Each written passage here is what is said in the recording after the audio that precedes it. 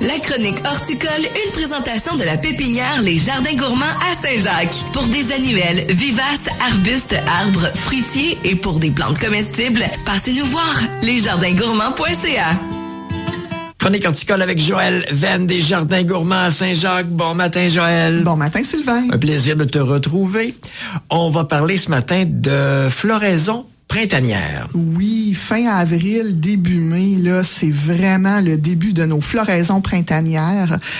Donc souvent, ce sont des plantes de sous-bois, des plantes d'ombre ou de mi-ombre qui vont profiter du fait qu'il n'y a pas encore de feuilles dans les arbres pour nous offrir leur plus beau spectacle. C'est quoi une plante d'ombre ou de mi-ombre? Oui, quand on parle d'ensoleillement, en fait, on va classer les plantes selon 3 types. Quand on parle de plantes de soleil, c'est des plantes qui peuvent absorber plus que 6 heures d'ensoleillement par jour. Les plantes de mi-ombre, on parle d'à peu près 4 heures d'ensoleillement ou moins. Et les plantes d'ombre, c'est 2 heures d'ensoleillement ou moins. OK, donc pour certaines plantes, trop de soleil, c'est néfaste. Exactement. Okay. Le feuillage peut carrément brûler si jamais l'ensoleillement est trop fort. Donc, c'est ça, les plantes de mi-ombre et d'ombre, là, on évite en général le gros soleil de l'heure du dîner. Là. Okay. Entre 10 heures et 2-3 heures de l'après-midi, là, c'est une luminosité qui est trop intense pour elle. Il y a également, mis à part la lumière, l'accès à l'eau qui est un problème aussi pour les plantes. Oui, ben en fait c'est ça. Quand on parle de plantes d'ombre, en fait souvent c'est pas le manque de luminosité qui leur cause le plus de problèmes, c'est vraiment l'accès à l'eau. Donc souvent quand elles sont sous un gros arbre qui a beaucoup de feuillage, mais même s'il pleut, elles reçoivent presque rien. Moi devant chez moi j'ai un tilleul, puis je pense que pendant un gros orage, je pourrais aller quand même jardiner en dessous de mon arbre, puis je recevrais presque rien comme arrosage.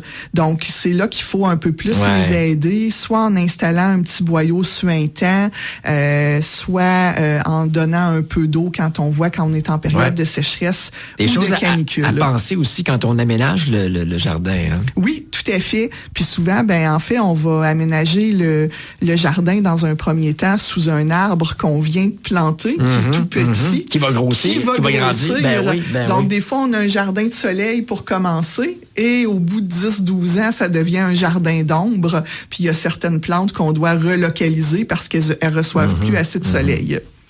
Et que j'aime tes conseils. Donc, dans les floraisons printanières, il y a beaucoup de mes chouchous. Il y a les rhododendrons, qui sont des arbustes à feuillage persistant, c'est-à-dire qui gardent leurs feuilles pendant tout l'hiver, toute l'année, et qui vont faire leur floraison au printemps là, de la fin du mois d'avril jusqu'à la mi-juin, dépendamment des variétés. Et là, on a des magnifiques floraisons dans les tons de rose, de mauve, de blanc, et il y a même des rhododendrons qui ont des floraisons qui sont presque rouges. Donc, très intéressant de ce côté-là. Sinon, au niveau des petites vivaces qui vont sortir du sol, il y a les cœurs saignants dans les tons de rose ou de blanc. Le muguet qui sent tellement bon. Les bruneras avec des petites floraisons très, très légères, bleutées, vaporeuses, les encolis et les violettes. Donc, on a vraiment là une magnifique floraison. Ça nous donne, ça vient servir un paquet de nos sens. Hein? Évidemment, ça sent bon, c'est beau, c'est... Oui, nous, ça nous fait du bien. Ça fait du bien aussi à nos pollinisateurs, hein, les abeilles, les bourdons, tout ça, qui sont à la recherche de nourriture là après leur hiver. Tu me parlais de fertilisant aussi? Oui, en fait, c'est ça, quand la végétation reprend comme ça va être le temps là d'amener notre première fertilisation dans nos plates-bandes. Donc, un fumier de poule granulé qu'on va appliquer, qui va se libérer pendant 1 mois. Donc, tout ce qui est vivace comme ça, on peut fertiliser avril, mai et juin. On dépassera pas la fin du mois de juin parce qu'on veut qu'après, ils se préparent pour l'hiver. Mais déjà, là, au printemps, c'est le temps de les nourrir. Et au niveau des plantes qui sont dans des contextes un peu plus ombragés, j'aime toujours aussi rajouter du compost de crevettes pour venir amener de la matière organique au niveau de la plate-bande. Comme on a dit tantôt, elles sont un peu en compétition avec les gros arbres pour l'accès à l'eau. Donc, à ce moment-là, ça va permettre que la matière organique garde l'humidité. Donc, en période de sécheresse, de canicule, ça va être plus facile pour nos plantes. Je trouve ça génial, cette chronique qu'on a depuis 2 ans maintenant, parce qu'on est là chaque semaine, donc on s'adapte au climat, on s'adapte à la température et puis aux saisons.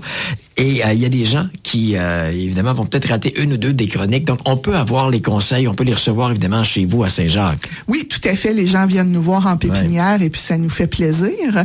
Et il y a aussi les chroniques que les gens peuvent retrouver sur notre blog, sur notre site Internet. Oui. C'est vrai. Mais c'est une passion, c'est un plaisir pour vous d'en jaser, j'en suis convaincu. Tout à fait. Ça marche. Mais on se reparle la semaine prochaine.